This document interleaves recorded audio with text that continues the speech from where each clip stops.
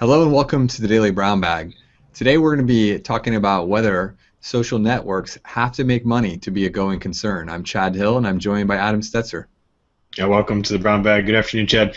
It's a great conversation, Chad. I think we've been in this industry long enough that we're starting to see some repeats and some patterns here. But today we're talking about Ello, which is kind of yellow without the Y is how you pronounce this, which apparently is this new flavor of the year social network. They call themselves simple, beautiful, and ad-free.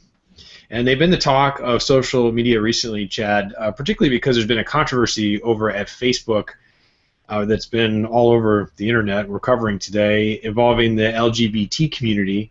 Apparently, a number of folks in that community don't use their real name on Facebook. They're not comfortable using it.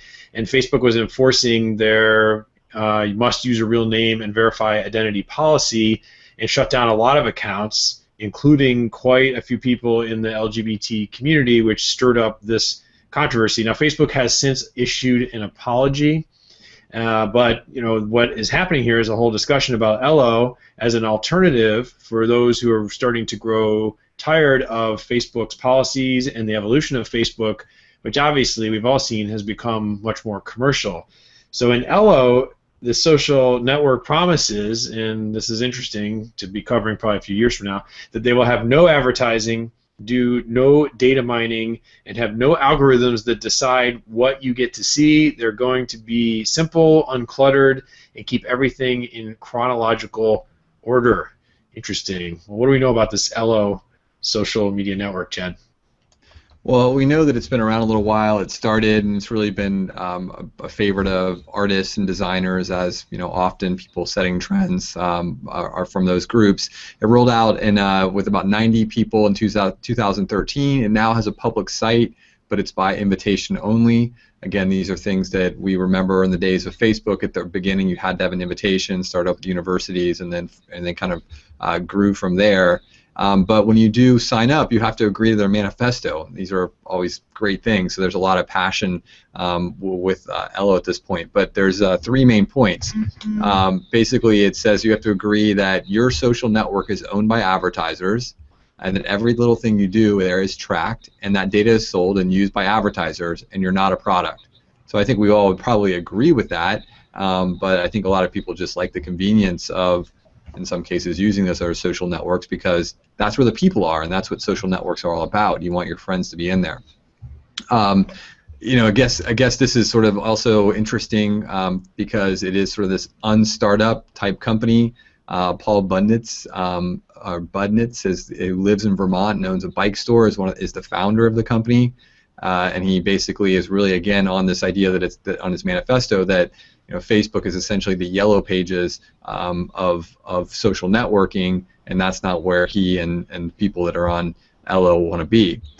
Ello is free. There are some paid add-ons to do more advanced things, and then again, I guess it really comes down to that there will have to be some way to monetize and pay for the servers and the data because we know that stuff is very expensive. But what Budnitz says is that they don't need to make money off of everyone. They're not trying to. That's not really what they're building here.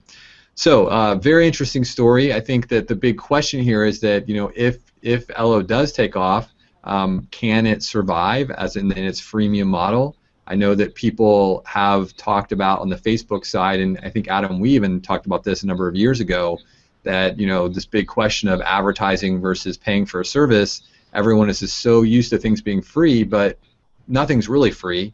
It's free to use Facebook today because essentially you are the product. You're paying by selling your information. So if people are willing, if they're now seeing the negativity, that was of course when Facebook was getting going. That was before the NSA, before a lot of these privacy hacks, people's credit cards getting stolen all the time. So maybe we're at a point now where people are ready to start paying for this type of service.